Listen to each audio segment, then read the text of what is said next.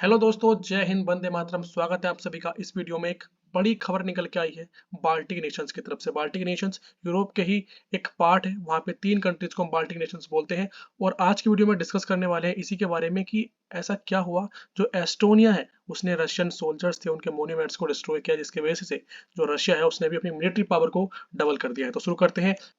Article लिखा है Al Jazeera का, Russia puts Baltic officials on the wanted list as Estonia warns of the war plan. Second article warns का यहाँ पे पढ़ सकते हैं, सेम आर्टिकल है। अब बात करते हैं बेसिकली यहाँ पे हुआ क्या है। अगर आप रशिया को देखोगे तो रशिया वर्ल्ड का सबसे बड़ा कंट्री है if you talk in terms of area. और यहाँ पे हुआ क्या है, जो एस्टोनिया के लोग हैं उन्होंने जो सोवियत एरा, सोवियत यानी रशिया तो अब 1991 के बाद बना, उससे पहले उसको हम सोवियत यूनियन के नाम से जानते थे। तो उसके पहले जो रशियन सोल्जर्स थे जिन्होंने वर्ल्ड वार 2 में लड़ा था, उनके मोन्यूमेंट्स को डिस्ट्रॉय किया है। जब एस्टोनिया, लातविया और लिथुआनिया सब कंट्रीज जो है रशिया का ही पार्ट हुआ करते थे एज अ सोवियत यूनियन, पर अब वो अलग हो चुके हैं। और जैसे ही यूक्रेन और रशिया में लड़ाई चल रही है, उसकी टेंशन बढ़ने की वजह से जो एस्टोनिया है उसने जो सोवियत एरा के मोन्यूमेंट्स है उनको तोड़ना शुरू कर दिया है, जिसकी वजह से जो रशिया है वहाँ पे काफी सैडनेस और आक्रोश देखने के लिए मिलता है एस्टोनिया की तरफ।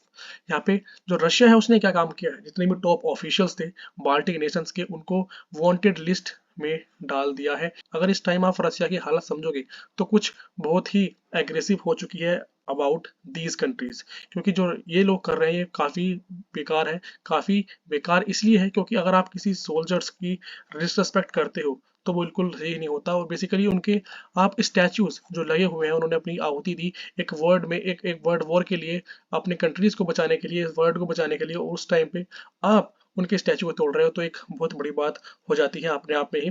अगर आप यहाँ पे देखोगे तो ये 3 नेशंस हैं जिनको हम बाल्टिक नेशंस कहते हैं, और आपने सुना भी होगा बाल्टिक नेशंस के बारे में। और ये जो सी है इसको हम बाल्टिक सी के नाम से जानते हैं।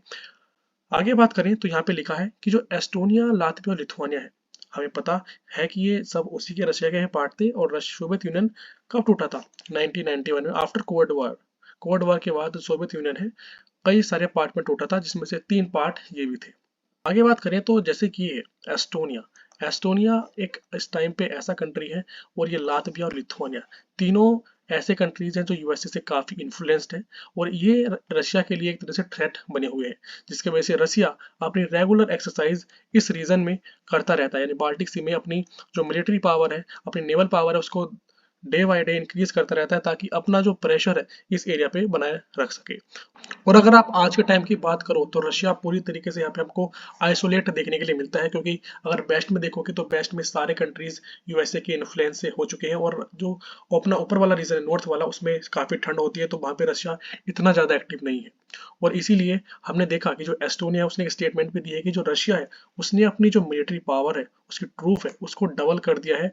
बाल्टिक नेशंस है ना, वहाँ पे उनको डबल कर दिया है। और फिनलैंड, हमने देखा बाल्टिक नेशन के पार्ट में एक फिनलैंड भी था, जो कि ये सब नेटो मेंबर है। और नेटो मेंबर है that means they are the allies of USA. जो रशिया है उसकी इंटीग्रिटी को यहाँ पे थ्रेट हो सकता है। तो रशिया ने क्या काम किया है, ऐसा कहना है एस्टोनिया का, उन्होंने अपनी जो मिलिट्री पावर है उसको डबल कर दिया है बाल्टिक नेशंस की तरफ।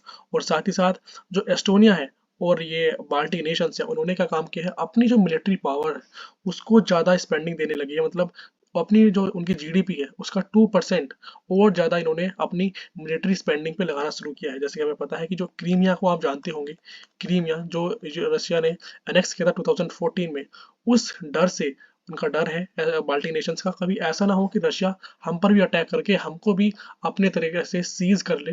तो वैसे ही उन्होंने अपनी जो मिलिट्री पावर से उनको बढ़ाना शुरू कर दिया है। और जर्मनी तरफ से तो ये स्टेटमेंट आई है कि Germany by 2027 approximately 4800 combat ready troops इस रीजन में डिप्लॉय करेगा, जो वर्ल्ड वॉर के बाद पहली बार ऐसा करने वाला है, जिसके वजह से काफी कुछ हमको देखने के लिए मिलेगा इस रीजन में।